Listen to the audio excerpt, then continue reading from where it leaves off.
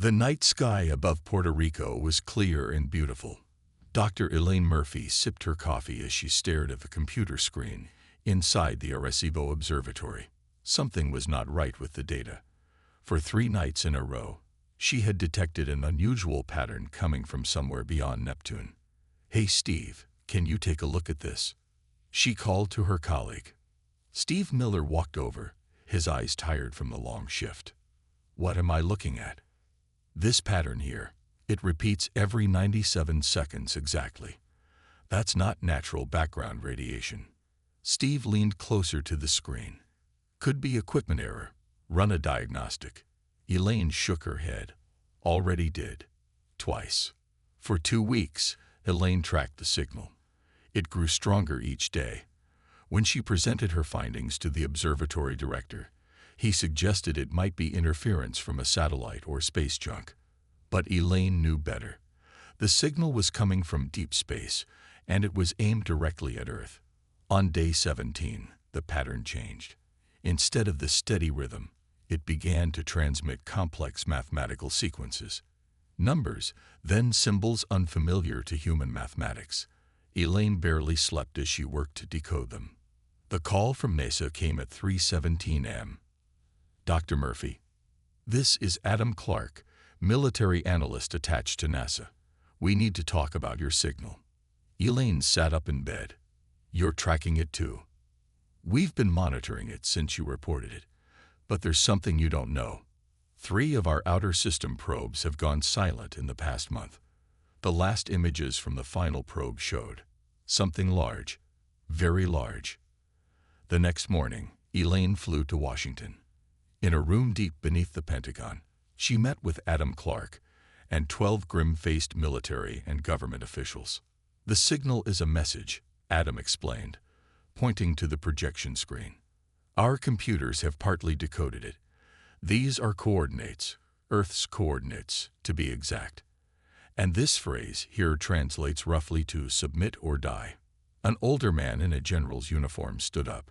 "2 hours ago, our deep space network confirmed movement. A large fleet of objects has entered the solar system beyond Pluto's orbit. They're moving in formation toward Earth." Elaine felt her mouth go dry. "How many?" "Hundreds, maybe thousands. We can't get an exact count yet." The room fell silent. "How long do we have?" someone finally asked.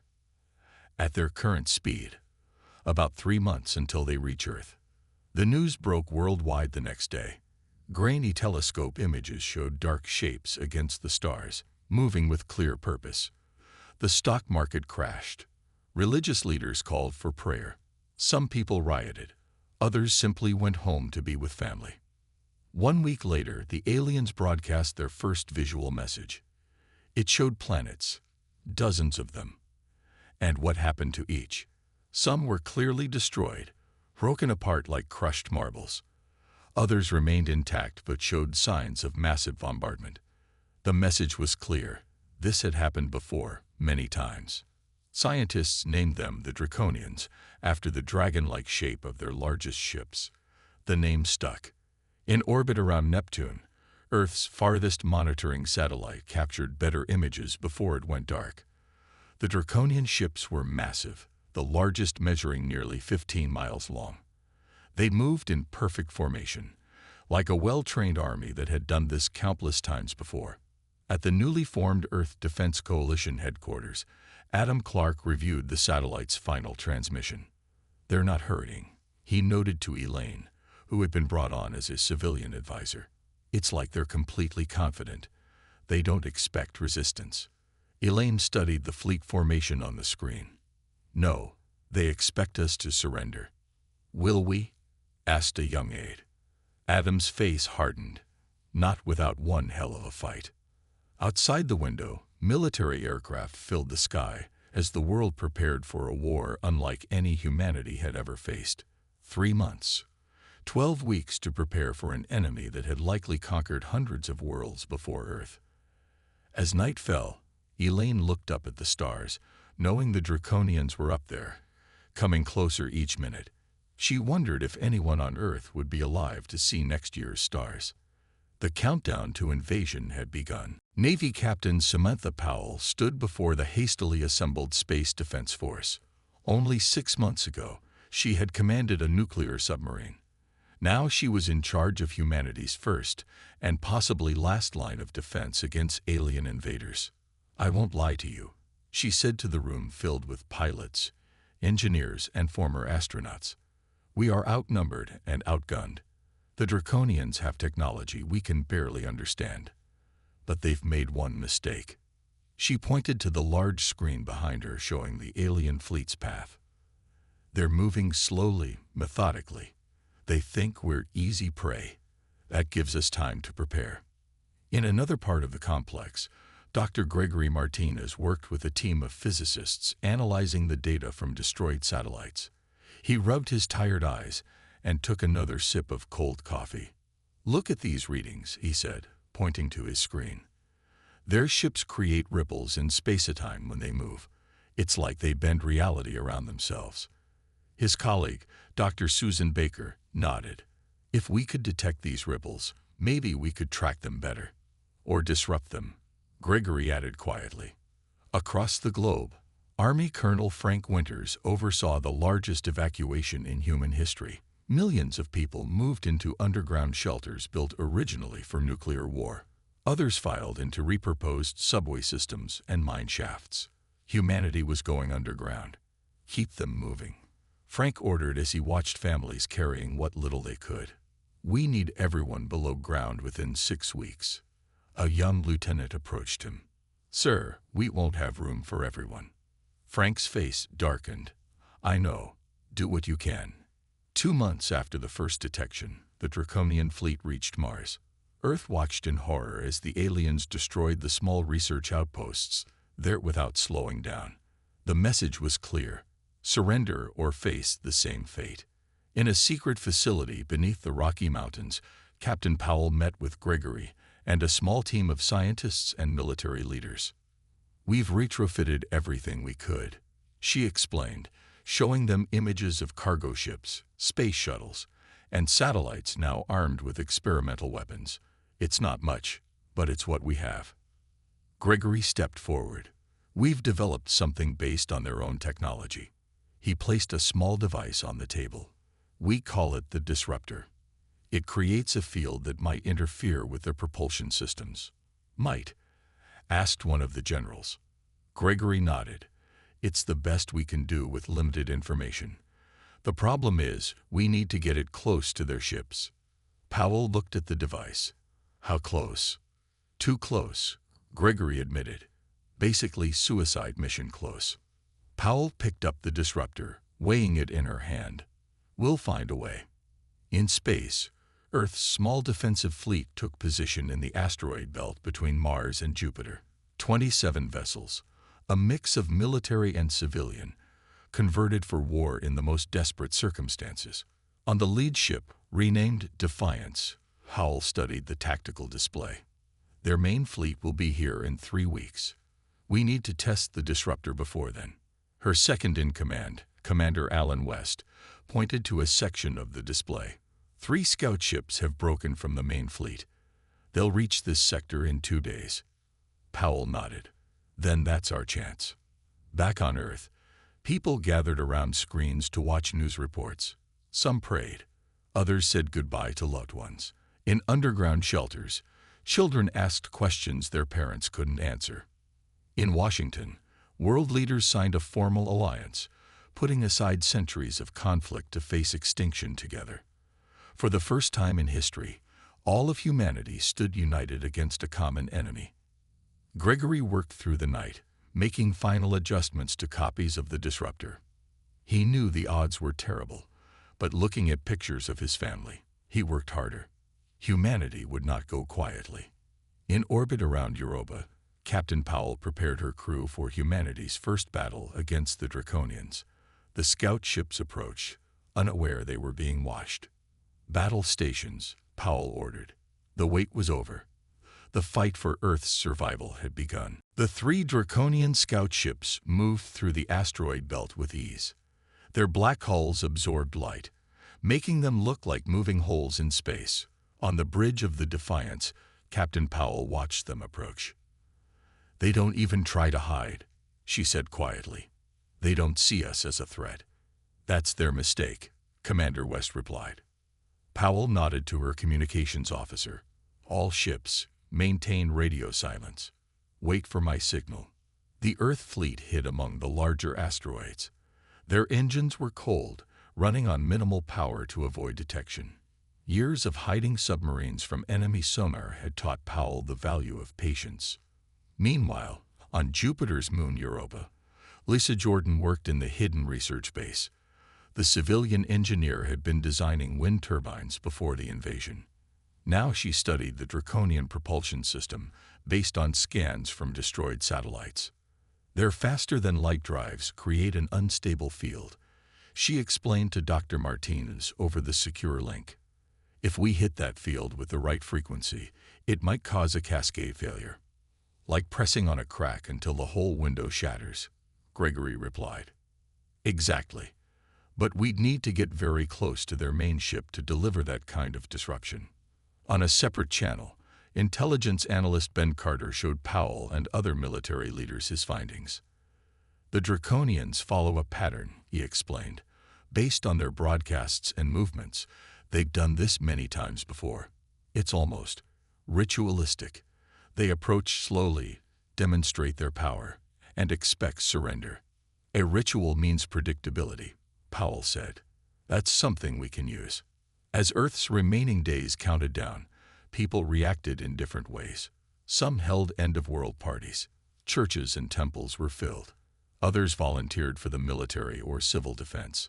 A strange calm settled over humanity. The calm of those who know what's coming and can only wait. In orbit around Mars, the main Draconian fleet paused. Their massive ships formed a perfect circle around the red planet. For 3 days, they didn't move. Earth's leaders debated what this meant. "They're scanning," Lisa suggested, "learning about our world before they attack." On the 4th day, the Draconians sent another message. This time it showed Earth, with specific locations marked. Major cities, military bases, power plants. The aliens knew where to strike. "The scout ships are moving again," Commander West reported. "They're heading toward the Defiance's position." Powell took a deep breath. "All ships, prepare to execute Plan Alpha." The scout ships entered the target zone, passing between 2 large asteroids. Powell gave the signal. Hidden thrusters on the asteroids fired, pushing the massive rocks toward each other. One Draconian scout was crushed instantly. The other 2 scattered, clearly surprised. "Now," Powell ordered. The Earth fleet powered up and attacked. Missiles and hastily mounted energy weapons fired at the remaining scouts. One took heavy damage and spun out of control. The other returned fire, destroying 2 Earth vessels in bright flashes of light. Commander West shouted over alarms. "The damaged scout is retreating." "Don't let it escape," Powell ordered. "If it reports back to the main fleet, we lose our advantage." 4 Earth ships pursued the damaged scout. They fired everything they had. The alien vessel shuddered, then exploded in a strange implosion of light. "The other one is heading for Jupiter," the radar officer reported. Powell smiled grimly. "Perfect. Right where we want it." On Europa, Lisa and her team activated the quantum beacons. The devices created false readings that would confuse Draconian sensors. The remaining scout ship changed course, heading straight for the trap. It worked, Gregory whispered as he watched from Earth. They took the bait. As the scout approached Jupiter, the planet's massive magnetic field amplified the signal from the modified disruptor devices hidden in orbit. The Draconian ship suddenly stopped, its lights flickering. Powell's voice crackled over the comm. "All boarding teams, prepare for deployment. We have one shot at this." For the first time, humans were about to set foot on an alien vessel. What they would find inside might determine the fate of Earth. The boarding team suited up in the Defiance's airlock. 6 soldiers and Lisa Jordan, who had insisted on coming despite the danger. She needed to see the alien technology firsthand. "Remember, "We have no idea what's inside," said Major Keith Harris, the team leader. "Stay together and keep your emergency beacons active." They launched toward the disabled Draconian scout ship, which floated silently against the backdrop of Jupiter's swirling clouds. Their small shuttle approached cautiously. "No movement," reported the pilot. "Their systems appear completely shut down." Finding an entry point proved challenging. The alien hull had no visible doors or hatches. Finally, they discovered a section that looked slightly different from the rest. "This might be a docking port," Lisa suggested. She ran a scanner over the surface. "There's a different material here." Major Harris placed shaped charges around the area. Everyone retreated to a safe distance. "Fire in the hole," he warned. The explosion was strangely muted in the vacuum of space. When the dust cleared, they saw a dark opening in the hull. "We're in," Harris reported back to Powell. "Beginning exploration." Inside, the alien ship was eerily quiet. Their flashlights revealed curved corridors with no straight lines anywhere. The walls had a strange texture, almost like living tissue. "It's warm," Lisa noted, checking her instruments. "And there's an atmosphere, unbreathable for humans, but the ship is maintaining life support systems." They moved deeper, finding what appeared to be control panels with symbols unlike any human language. In what seemed to be the bridge, large view screens showed only static. "Look for anything that might be their main computer or propulsion system," Harris instructed. Lisa moved to a central column pulsing with dim blue light. This could be it. She carefully connected her tablet to what looked like an interface port. "I'm going to try to download their data." Meanwhile, aboard the Defiance, Powell received alarming news. "Captain, the main Draconian fleet is moving again," reported her communications officer. "They've detected the loss of their scouts. They're increasing speed toward Earth." Powell's face tightened. "How long until they're in weapons range?" "At their new speed, less than 2 weeks." Inside the alien vessel, Lisa's tablet beeped as it connected to the Draconian systems. "I'm in," she said with surprise. "Their security is. It's not what I expected." It's almost like they never considered the possibility of being hacked. Data streamed across her screen. Ship schematics, navigation charts, weapons systems, more information than they could possibly analyze in the limited time. "We need to focus on the propulsion system," Harris reminded her. Lisa nodded, scrolling through the alien data. "Here," she said finally. "This looks like their drive system." Her eyes widened. "Oh my God." "What is it?" Harris asked. "They don't just bend space. They punch through it. Their entire fleet is connected through some kind of quantum entanglement. They're all linked together, controlled from the main ship." Back on the Defiance, Powell made a difficult decision. "We can't wait for them to return. Prepare to detach the captured ship and tow it back to Europa base." Commander West looked concerned. "With the boarding team still inside, they'll have to work while we move. We need this ship somewhere we can properly study it." As the Defiance's tractor beams locked onto the alien vessel, Lisa made another discovery. "Major, you need to see this," she called Harris over to her tablet. "These aren't biological life forms like us.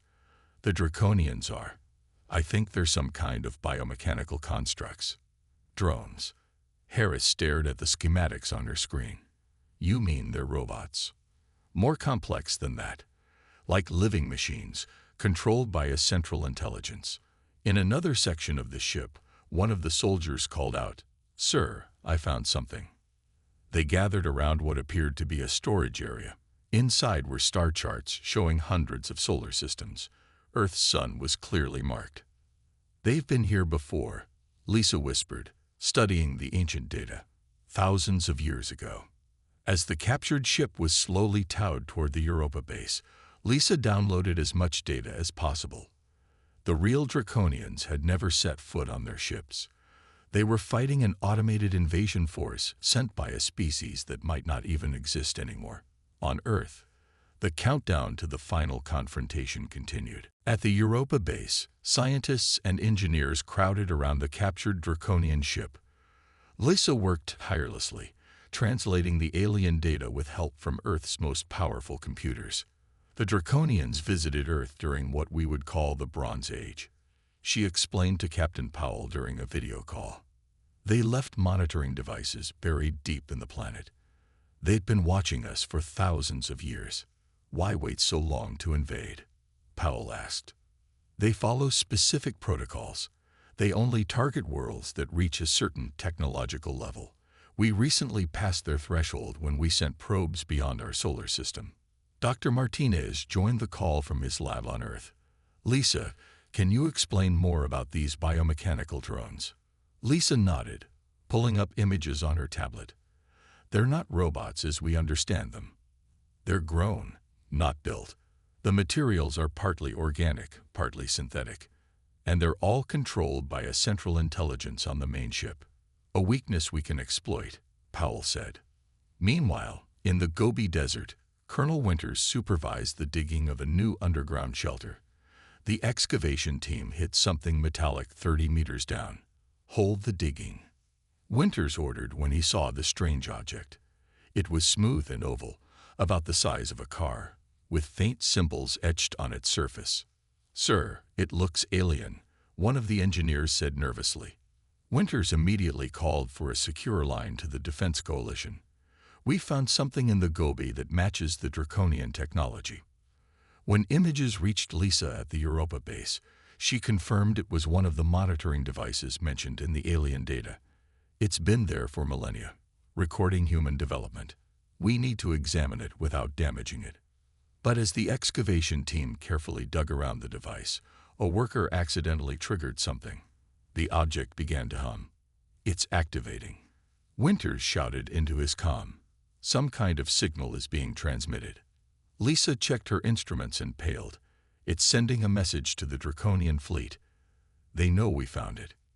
In space, the entire Draconian Armada suddenly changed formation.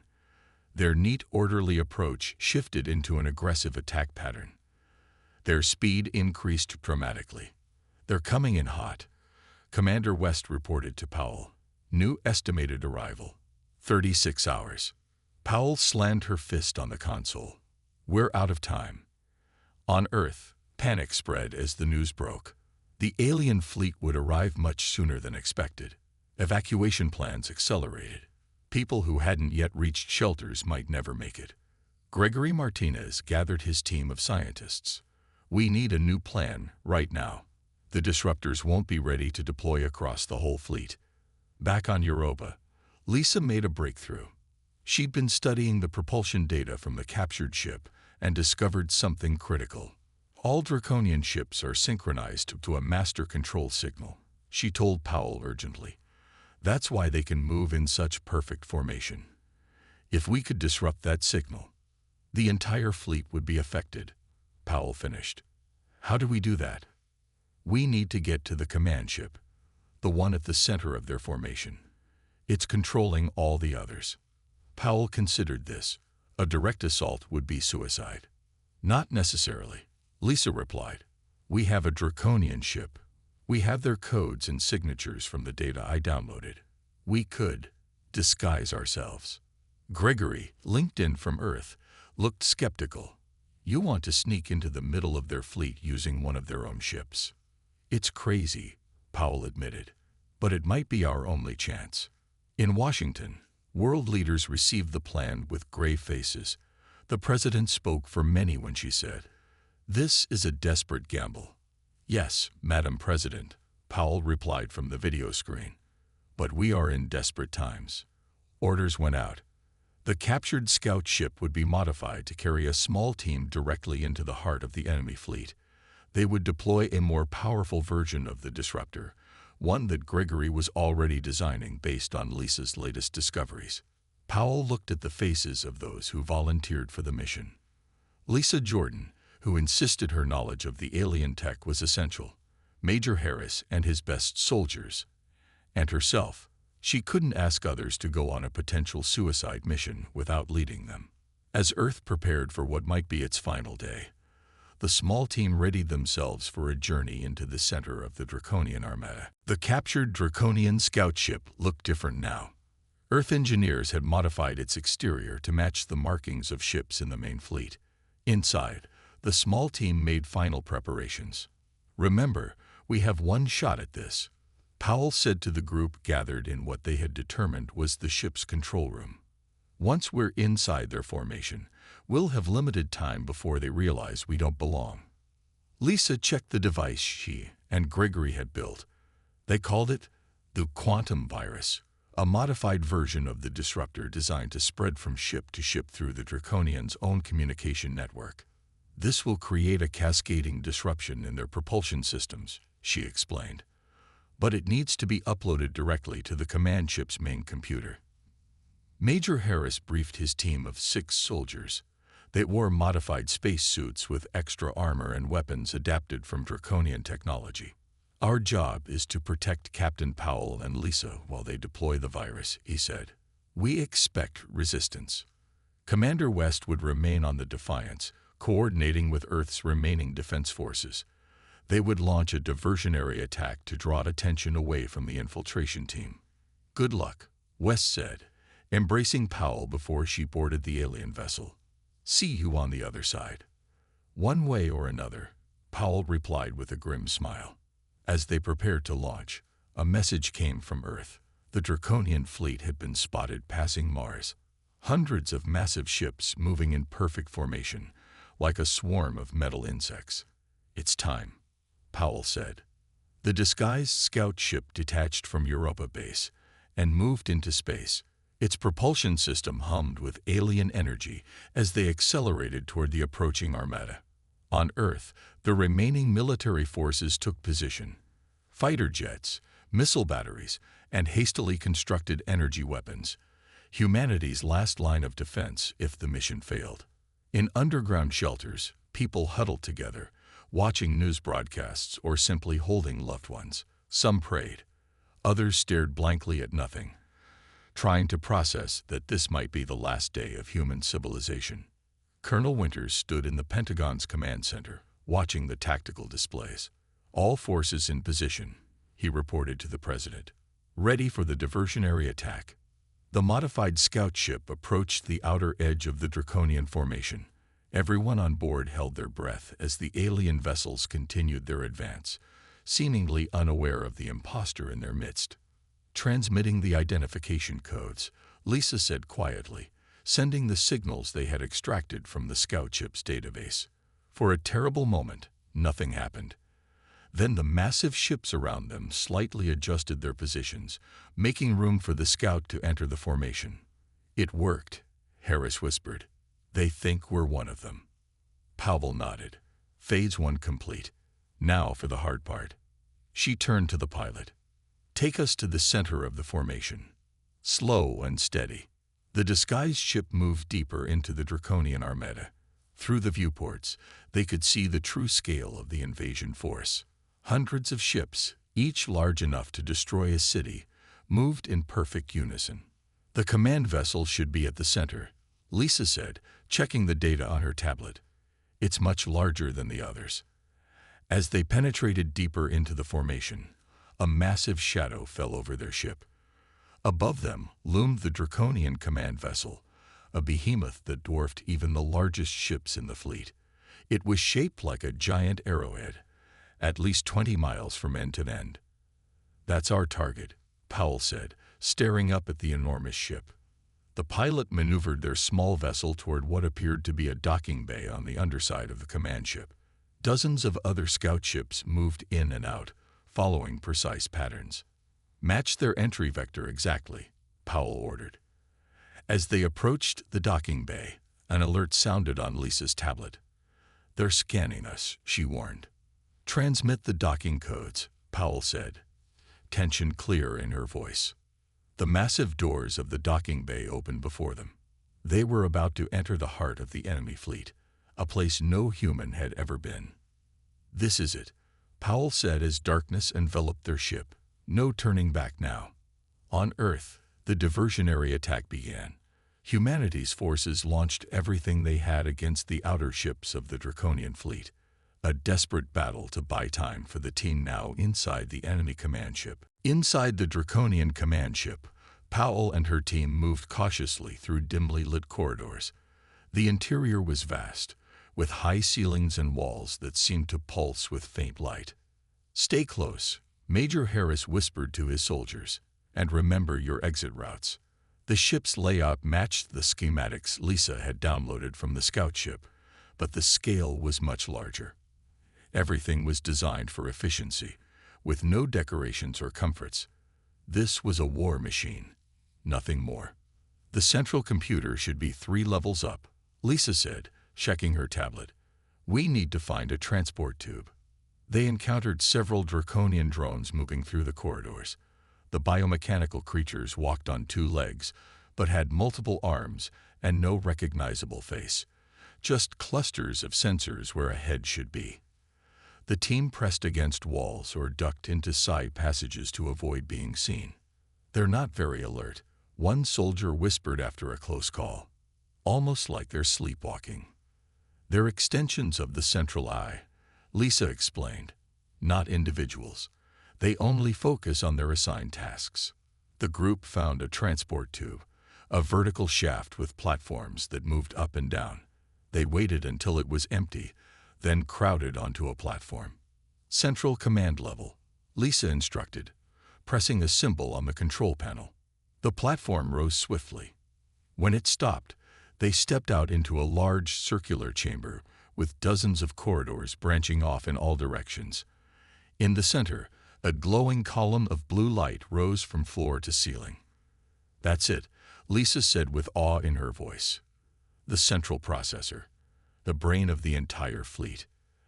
As they approached the column, an alarm suddenly blared. Red lights flashed along the walls. "They've detected us," Powell said. "Harris, defensive positions." The soldiers formed a perimeter as doors around the chamber slid open. Draconian security drones poured in, larger than the others, with built-in weapons on their arms. "Get to the processor," Harris shouted to Powell and Lisa as his team opened fire. The 2 women ran toward the central column while the soldiers engaged the drones. Energy weapons fired, filling the air with the smell of ozone. 2 soldiers fell immediately, their armor no match for the alien weapons. Lisa reached the column and connected her tablet to an interface port. "Uploading the virus now," she called over the noise of battle. "It's going to take about 2 minutes." "We may not have 2 minutes," Powell replied, firing her own weapon at approaching drones. Harris and his remaining men fought valiantly, but they were outnumbered. Another soldier fell. Then another. "Captain," Harris shouted, "we can't hold them much longer." Powell looked around desperately and saw a control panel near the column. Acting on instinct, she fired at it. The panel exploded in sparks, and heavy doors slammed down, temporarily blocking some of the corridors. "That bought us a little time," she told Lisa. "How much longer?" "Almost there," Lisa replied, eyes fixed on her tablet. 50 more seconds." Powell was suddenly thrown sideways by an energy blast that grazed her shoulder. She rolled and returned fire, taking down the drone that shot her. Looking around, she realized Harris was the only soldier still standing, backing toward them while firing continuously. "Lisa," Powell called urgently. 30 seconds. More drones poured in from the corridors that remained open. Harris took a direct hit and fell to his knees, still firing. "Go," he shouted to Powell. "Get ready to run." Powell helped Lisa stay steady as the upload continued. Through the chaos of battle, she noticed something strange at the far end of the chamber. A door had opened, revealing a room filled with glowing crystals arranged in perfect rows. 20 seconds, Lisa reported. Powell stared at the crystal room. "Lisa, what is that?" Lisa glanced up briefly. "According to the data I downloaded, those could be memory cores, records of their conquests, records of civilizations they've destroyed." Powell realized with horror. "Upload complete," Lisa finally shouted. Her tablet displayed a confirmation message. The effect was immediate. The blue column flashed and pulsed. Throughout the ship, lights flickered. The attacking drones suddenly froze in place. "It's working," Lisa said. "The virus is spreading through their network." Powell helped Harris to his feet. "Time to go." As they ran back toward the transport tube, the entire ship shuddered beneath them. The virus was taking hold, disrupting systems throughout the command vessel and spreading to the rest of the fleet.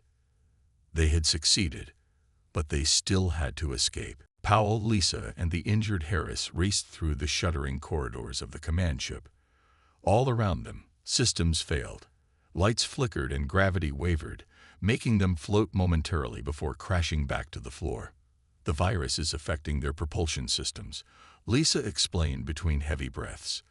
"The space-time fields are becoming unstable."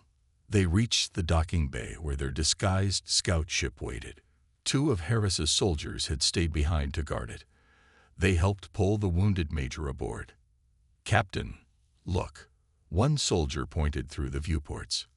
Outside, the massive Draconian fleet was in chaos. Ships drifted out of formation, some colliding with each other. Others phased in and out of visibility, as if existing between dimensions. "The quantum virus is spreading through their network," Lisa said, checking her tablet. "Every ship connected to the command vessel is affected." Powell took the pilot's seat. "Let's not stick around to see what happens next." As their small ship detached from the docking bay, a strange ripple passed through the command vessel.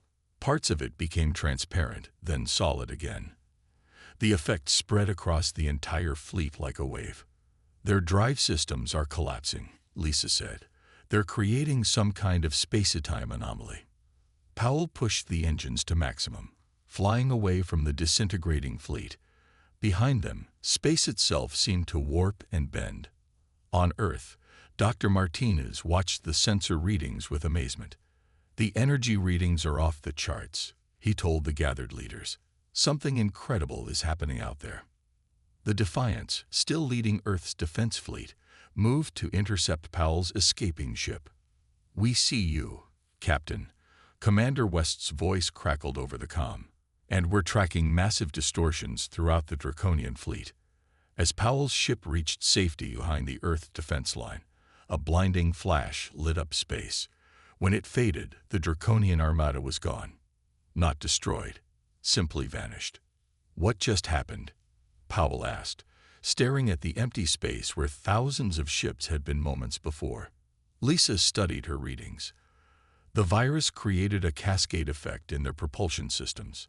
They generated some kind of pocket universe, a bubble of space-time, separate from our own. They're not destroyed. They're elsewhere. On the Defiance, West ordered a full sensor sweep. No debris. No radiation. No sign they were ever here.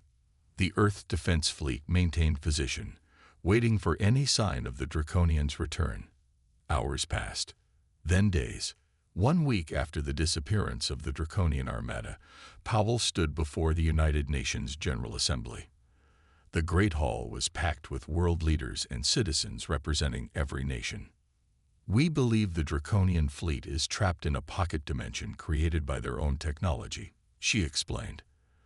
"The quantum virus exploited a fundamental flaw in their space-time drives, causing them to phase out of our reality." Lisa Jordan, now heading the New Earth Defense Science Division, continued the briefing. "We don't believe they can return, at least not soon. The pocket dimension exists alongside ours, but separate from it. They're stuck in a bubble universe of their own making." Gregory Martinez added, "We're establishing monitoring stations throughout the solar system to detect any signs of their return. And we're studying the technology from the scout ship to advance our own capabilities." The president stepped forward. "Today, we honor those who gave their lives in this conflict. And we recognize that humanity has entered a new era. We are not alone in the universe, and we must be prepared for whatever comes next." Major Harris, recovering from his wounds, sat in the audience. He thought of his fallen comrades and the strange crystal room he had glimpsed on the Draconian ship. records of civilizations that had not been as fortunate as Earth. In the months that followed, humanity rebuilt and advanced. The captured alien technology accelerated Earth's development by centuries. Nations that had once been enemies worked together to create a united planetary defense system. Lisa and Gregory led a team of scientists studying the dimension where the Armada was trapped. They established monitoring stations throughout the solar system, watching for any sign of the Draconians' return. And deep in interstellar space, near a neighboring star, an automated probe detected an unusual ripple in space-time, a tiny fluctuation that lasted just seconds before disappearing. The war might be over, but the universe was vast, and somewhere in the endless cosmos, other threats might be waiting. For now, though, Earth was safe. The Draconian Armada that had come to conquer them had vanished without a trace.